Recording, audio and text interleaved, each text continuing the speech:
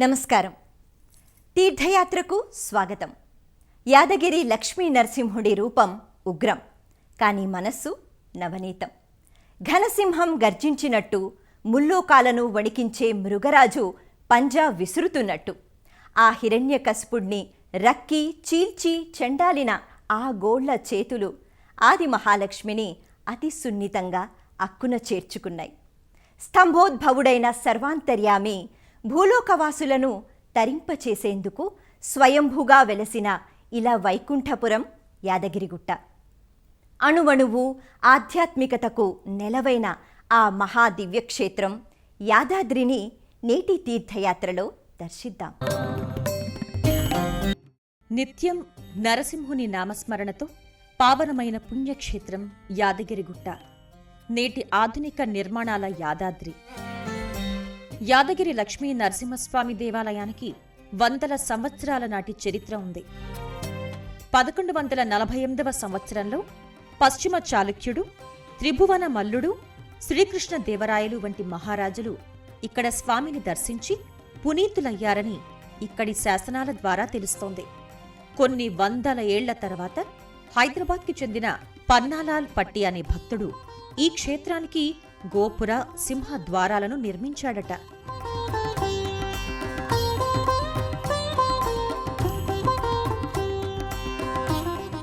నేటి ఆధునిక తెలంగాణ రాష్ట్రాధినేత శ్రీయుతులు కల్వకుంట్ల చంద్రశేఖరరావు గారు ఎంతోమంది ఆధ్యాత్మికవేత్తల సలహా సహకారాలతో ఈ భవ్య నిర్మాణాన్ని నేటి తరానికి అందించారు. మొత్తం ఆలయమంతా ఏకరాతి కట్టడంగా ఒకే జాతి కృష్ణశిలలతో 1000 ఏళ్ల పాటు వర్ధిల్లేలా నిర్మించారు. నలువైపులా రాతి రాజగోపురాలు, పశ్చిమ దిశలో మహారాజగోపురాన్ని నిర్మించారు.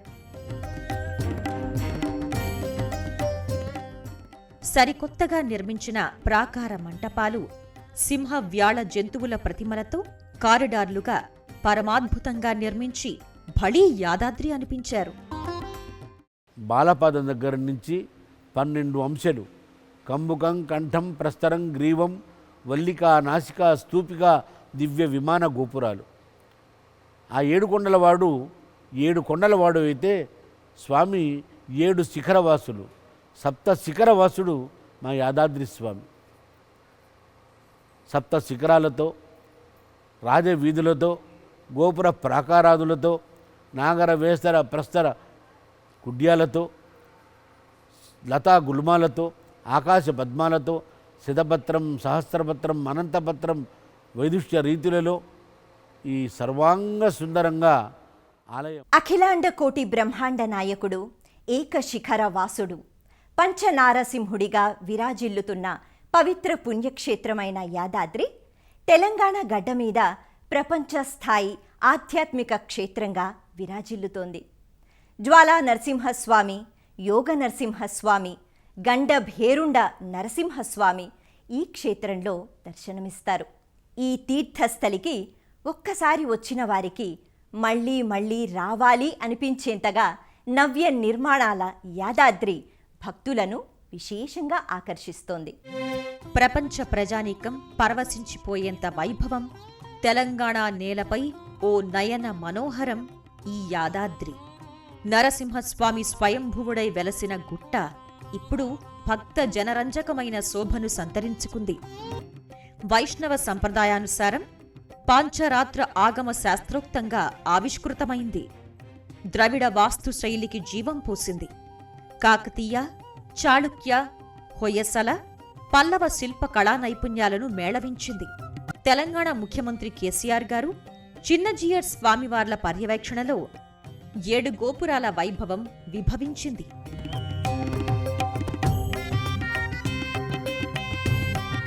యాదాద్రి క్షేత్రంలో వెలసిన స్వామి 4 దిక్కులను చూస్తారు. స్వామి ఎటు చూస్తే అటువైపుని తూర్పు దిక్కుగా భావించాలంటారు పండితోత్తములు. ఈ పంచ నారసింహ క్షేత్రంలో జ్వాలా నారసింహస్వామి, యోగ నారసింహస్వామి, లక్ష్మీ నారసింహస్వామి, గండభేరుండ నారసింహస్వామి 4 దిక్కులే 4 రూపాలుగా ఉన్నారు. 5వ ఉగ్ర నారసింహస్వామి రూపంగా ఏకంగా యాదగిరి కొండనే భక్త జనం కొలుస్తారు. విశేషమేంటంటే తిరుపతి మహాక్షేత్రంలో వలె యాదాద్రి ఆలయానికి కూడా నలువైపులా 4 మాడవీధులున్నాయి. ఆలయ నరసింహుడు పశ్చిమం వైపు చూస్తున్నట్లుంటాడు కనుక పశ్చిమ మాడవీధి, పశ్చిమ మహారాజగోపురం, వేంచేపు మంటపాలకు ఎనలేని ప్రాముఖ్యతను నిర్మాణంలోనే చూపారు. 72 అడుగుల ఎత్తైన 7 అంతస్తుల సప్తతల ఆగమ మహారాజగోపురం అంటే ఇదే. సప్తతల మహారాజగోపురం తర్వాత పశ్చిమ, ఉత్తర, తూర్పు, దక్షిణ రాజగోపురాలు 55 అడుగుల ఎత్తైన పంచతల గోపురాలుగా జనాకర్షకమై చిద్విలాసంగా ఉన్నాయి.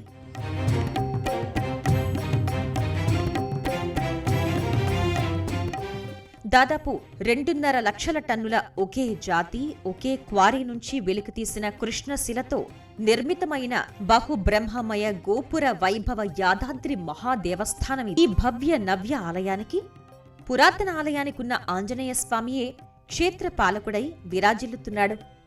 ఆ ఆంజనేయ స్వామి కూడా నూతన ఆలయ ముఖమంటప ప్రవేశంలోనే ఒక చిరు మందిరంలో నెలకొని ఉన్నాడు. ఓం నమో లక్ష్మీ నారసింహాయ నమః అంటూ భక్తిగా స్మరించుకుంటూ తీర్థయాత్రికులు ఆలయ అంతరాలయంలోకి మెట్ల మార్గంలో దిగుతారు. గర్భగుడి ముందు ఉన్న విశాలమైన ముఖమండపం యావత్తూ ఓ మహారాజస్థానాన్ని తలపిస్తుంది. పెద్ద పెద్ద స్తంభాలు, మెట్ల మార్గాలతో వివిధ మంటపాలు, భక్తులు నిలబడి చూసేందుకు వీలుగా పలు అంతస్తుల మందిరాలు ఉంటాయి. ముఖమంటపంలోని స్తంభాలన్నింటికీ యాద మహర్షి వంటి పలువురు మహర్షుల, ఆళ్వారుల విగ్రహాలుంటాయి. ప్రాకార మంటపాలతో ముఖమంటప గోడలకు అలంకరించిన చిత్రపటాలలో నారసింహుని లీలలకు చెందిన పలు విగ్రహాకృతులు, చిత్తరువులు ఉంటాయి. వాటిలో ప్రధానంగా లక్ష్మీ నరసింహుల కళ్యాణఘట్టం, గర్భాలయ ప్రవేశద్వారంపైన ప్రహ్లాదుని చరిత్రకు చెందిన స్వర్ణ వర్ణ శిల్ప ఫలకాలు భక్తులను విశేషంగా ఆకర్షిస్తాయి. అలనాటి పంచనారసింహ క్షేత్రం నేటి అంగరంగ వైభవాల యాదాద్రిగా పునర్వైభవాలతో మిరుమిట్లు గొలుపుతోంది. విశ్వమంతా విస్మయంతో కనులు విప్పార్చి చూసేలా ఆలయ శిల్పకళ అహో నారసింహ అనేలా చేస్తుంది. పునాది నుంచి శిఖరం వరకు పూర్తిగా రాతి శిల్పాలతో సాగడం యాదాద్రి ఆలయ నిర్మాణ విశిష్టతగా చెప్తున్నారు. పంచనారసింహ స్వరూపాల్లో గండభేరుండ లక్ష్మీ నరసింహస్వామి విగ్రహం అమూర్త్య శిల్పంగా దర్శనమిస్తుంది. ఆ విగ్రహం ఎంతో విలక్షణంగా, మహిమాన్వితమైనదిగా భక్తజన పూజలందుకుంటోంది. 9 కొండల ప్రాంతంలో ఓ కొండపై లక్ష్మీ నరసింహస్వామి వెలసిన యాదగిరి గుట్టయే నేడు నవగిరి యాదాద్రిగా సరికొత్త రూపుదాల్చింది. నూతన నిర్మాణానికి, నూతన ఆగమ వాస్తుని వర్తింపచేయటానికి కొండను విస్తరించారు. మట్టితో దట్టించి మరింత వెడల్పుగా, సువిశాలంగా కొండను వెడల్పు చేశారు. పాత నిర్మాణంలోని నరసింహస్వామి వెలసిన గర్భాలయాన్ని, గర్భాలయ మూర్తిని ఏమాత్రం కదల్చకుండా దాని చుట్టూ సరికొత్త నిర్మాణాలతో వైభవ విస్తరణ చేశారు. ఒక్క మాటలో నల్ల నల్లని శిలలపై చెక్కిన కృష్ణ శిల్పంలా నారసింహ దేవాలయాన్ని రూపెత్తించారు.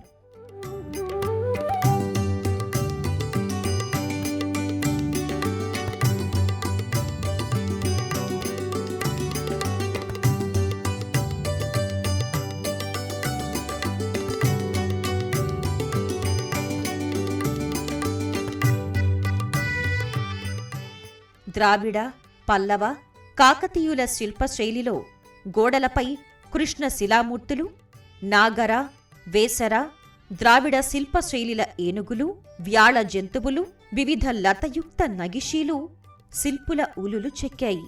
అక్కడా ఇక్కడా అని కాకుండా ఆలయంలోని అంగుళ స్థలం కూడా వదలకుండా నిండిపోయాయి.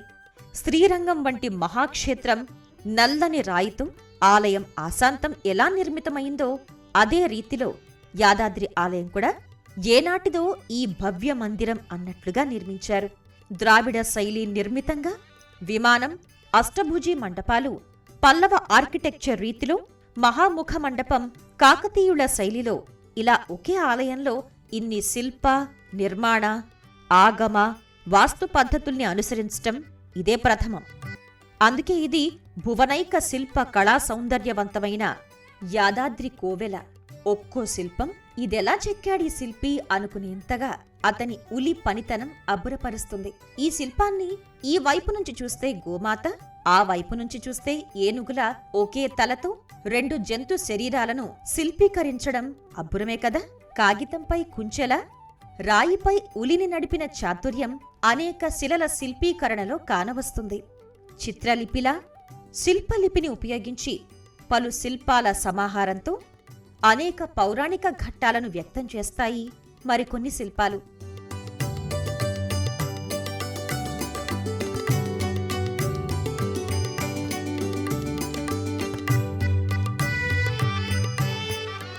పౌరాణిక మూర్తులతో పాటు సమకాలీన జీవనానికి చెందినవి ఎన్నింటినో శిల్పాలుగా మలిచారు.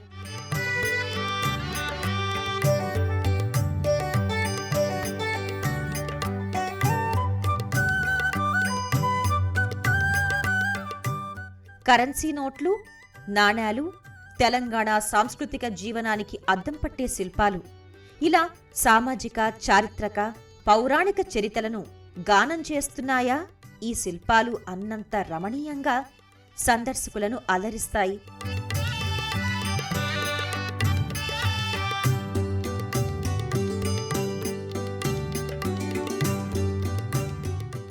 ఇక్కడ అర్చకులు లోక కళ్యాణార్థం, స్వామి ప్రీత్యర్థం యాగాలు, యజ్ఞాలు నిర్వహిస్తారు.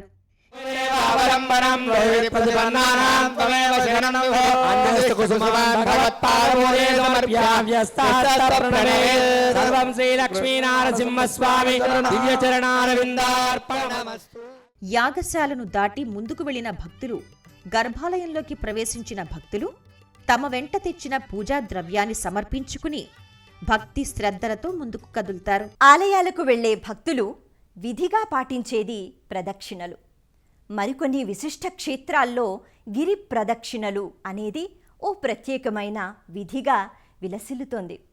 ఓ పెద్ద కొండపై ఉన్న ఆలయానికి ప్రదక్షిణగా ఆ కొండ చుట్టూ ఏర్పర్చిన ప్రదక్షిణ మార్గంలో భక్తులందరూ పరమ భక్తితో, శ్రద్ధతో చేసేదే ఈ గిరి ప్రదక్షిణం. గిరి ప్రదక్షిణం అనగానే మనకు గుర్తుకు వచ్చేది అరుణాచలం గిరి ప్రదక్షిణ. ఇప్పుడు యాదాద్రి లక్ష్మీ నరసింహుని గిరికి కూడా అటువంటి గిరి ప్రదక్షిణ విధిని ఏర్పాటు చేయటం ఈ ఆలయానికి చేరిన మరో వైభవం. గతంలో లేని గిరి ప్రదక్షిణ విధిని నూతన యాదాద్రి బృహత్ నిర్మాణానికి కల్పించారు. ఆ యాదగిరి గుట్ట చుట్టూ ప్రదక్షిణా పథాన్ని వినూత్నంగా ఏర్పాటైంది. ఇక్కడికి వచ్చే భక్తులందరికీ కూడా స్వామివారి పాంచరూపం కాబట్టి 5వ రూపంగా ఈ కొండను కొలుస్తారు. కాబట్టి కొండ చుట్టూ గిరి ప్రదక్షిణ అనేది వారి సంప్రదాయాన్ని దృష్టిలో పెట్టుకుని కొండ చుట్టూ కింద గిరి ప్రదక్షిణను కూడా అభివృద్ధి చేయడం జరిగింది. భక్తులందరూ కూడా మంచిగా చెట్ల నీడలో ఆహ్లాదకరంగా నడిచే విధంగా ఈ గిరి ప్రదక్షిణ ఏర్పాటు చేయడం జరిగింది. గిరి ప్రదక్షిణలో భాగంగా స్వామివారి కొండ చుట్టూ ప్రదక్షిణతో పాటుగా దేవతా వృక్షాలు, అలాగే వారి వారి నక్షత్రాలకు వట్టి నక్షత్ర చెట్లను పెడుతూ అందువలన వారందరూ కూడా ప్రదక్షిణ చేయడంతో పాటుగా నక్షత్ర వృక్షాలు, దేవతా వృక్షాలు, దేవుడి అనుగ్రహం అన్నీ పొందేలాగా కొండంతా కూడా పచ్చదనంతో ఉండేలాగా చర్యలు తీసుకోవడం జరుగుతుంది. గిరిని చుట్టుట శుభమని ఆధ్యాత్మికవేత్తలంటారు. ప్రదక్షిణ అనే పదంలో ప్ర అంటే సకల పాపాల నిర్మూలన, ద అంటే సకలైశ్వర్య ప్రదానం, క్షి అంటే పునర్జన్మల నాశనం, నా అంటే జ్ఞానమోక్ష ప్రసాదం. అటువంటి విశిష్టమైన గిరి ప్రదక్షిణను యాదాద్రికి కల్పించారు.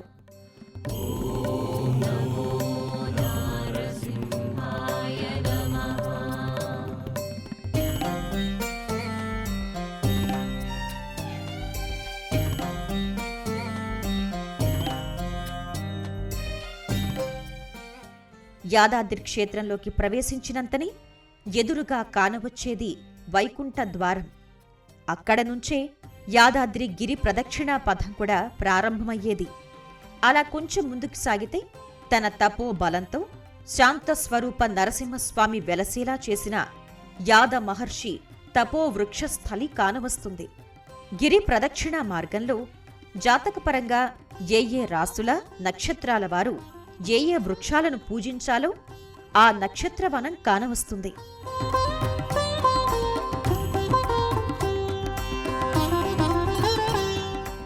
ఇంకా ఇదే మార్గంలో గండి చెరువు వద్ద లక్ష్మీ పుష్కరిణి, కళ్యాణకట్ట, దీక్షాధారుల కాంప్లెక్స్, భక్త జన పుష్కరిణిలు దర్శనీయమవుతాయి. ఈ గిరి ప్రదక్షిణలో ఏ దిశ నుంచి ఏ కోణంలోంచి చూసినా యాదాద్రి నారసింహుని నూతన ఆలయ శోభ వినూత్నంగా కనిపించేలా చేసిన విధం విశేషమైనది. ప్రాంగణంలో మరో విశిష్టాలయం శివాలయం. శివస్య హృదయం విష్ణుః, విష్ణోశ్చ హృదయం శివః అన్నట్లుగా ఈ శివాలయం నరసింహుని దేవాలయానికి అనుబంధంగా ఉంది. శివుని హృదయం విష్ణువు, విష్ణు హృదయం శివుడు అనే అక్షరాలకు సాక్షర స్వరూపంగా ఈ రెండు ఆలయాల కలయికతో యాదాద్రి ఆలయం శైవ వైష్ణవ సంగమ క్షేత్రంగా రూపుకట్టింది. ఆగమ వాస్తు రీతికి ఏమాత్రమూ భంగం కలగకుండా నూతన యాదాద్రి ఆలయానికి ఈశాన్యపు ఈశానుడు, పర్వతవర్ధని రామలింగేశ్వరాలయానికి ఆధునికత అద్దారు. శివాలయం ఆశాంతము పల్లవ శైలి నిర్మాణం చేశారు.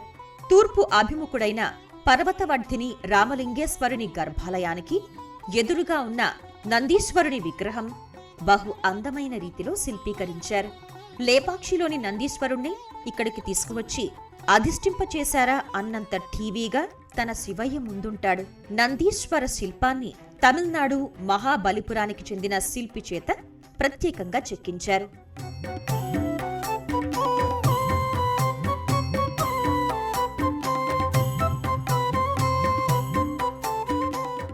పర్వతవర్ధిని రామలింగేశ్వరుని గర్భాలయానికి ముందున్న దీర్ఘ చతురస్రాకారపు ముఖ మంటపంలో వాస్తుపరంగా శైవాగమాన్ని అనుసరించి నిర్మించిన ప్రాకారాలు, మంటపాలు కనిపిస్తాయి.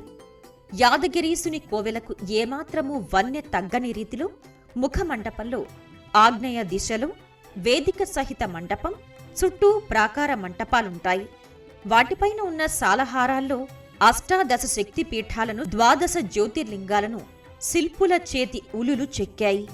వేగంగా అవతరించి వేగంగా చాలించిన అవతారుణ్ణి క్షిప్రావతారుడు అంటారు. ఆ దైవం క్షిప్రప్రాసాదుడని ఆధ్యాత్మిక పండితులు పేర్కొంటారు. కోరిన కోర్కెలను తక్షణమే తీర్చే క్షిప్రప్రసాదుడు ఈ నరసింహుడు. సహధర్మచారిణి అయిన లక్ష్మీ సహితుడై ఉంటే నరసింహుడు పరమ శాంత స్వరూపుడు అని ఉపాసకులు అంటారు. ఈ నృసింహ అవతారానికే కారకుడు భక్త ప్రహ్లాదుడు. అటువంటి భక్త శిఖామణి చరిత్రను ఆలయ మహాముఖమంటపంలో చూసిన భక్తులు పరవశులవుతారు. భౌగోళికంగా ఈ యాదగిరిగుట్ట నరసింహుడు స్వయంభువుగా వెలవటానికి యాద మహర్షి కారకుడైతే ఈ నృసింహావతారానికే కారకుడు భక్త ప్రహ్లాదుడు. అటువంటి భక్త శిఖామణి చరిత్రను సచిత్రంగా చూసి భక్తులు పరవశులవ్వాలని ఆలయ మహాముఖమండపంలోకి చేరిన యాత్రికుల కనుల ముందు కనపడేలా ఏర్పాటు చేశారు. నవ్య యాదాద్రి ఆలయంలో యాదాద్రి అభివృద్ధి సాధికార సంస్థ యాడా ఈ ఏర్పాటు చేసింది. 7 అడుగుల ఎత్తు, 6 అడుగుల వెడల్పుతో 10 రజిత పలకాలను తయారు చేసింది. దాదాపు 250 కేజీల వెండిని ఉపయోగించి తయారు చేసిన ఈ 10 పలకాలు ప్రహ్లాద చరితాన్ని సామాన్యులకు సులువుగా అర్థమయ్యేలా రూపొందించారు. ఇలా నవ్య భవ్య రీతుల యాదాద్రి లక్ష్మీ నారసింహుని నూత్న వినూత్న బృహద్దాలయ దర్శనం పరమ పావనం. 1000 కోట్ల 1000 విధాల మహా ఆలయాన్ని చూడగలగటం జన్మ జన్మల పుణ్యఫలం. 7 శిఖరాల బంగారు గోపురాల బహుబ్రహ్మమయం యాదాద్రి లక్ష్మీ నారసింహుని అర్చనం 3 కోటి దేవతల పూజలతో సమం. ప్రకృతి రమణీయతకు నెలవుగా ఆధ్యాత్మిక భావం ఉట్టిపడేలా ఈ పుణ్యక్షేత్రాన్ని తీర్చిదిద్దాలని సంకల్పించింది తెలంగాణ ప్రభుత్వం. అత్యంత సువిశాలమైన ప్రదేశంలో ప్రధాన ఆలయం ప్రాకార మండపాలతో నిర్మాణం జరిగింది. వాస్తు పంచరాత్ర ఆగమ శాస్త్ర పద్ధతిలో స్థపతులు యాదాద్రికి కొత్త రూపునిచ్చారు. రేపు మరో తీర్థయాత్రలో కలుద్దాం. నమస్కారం.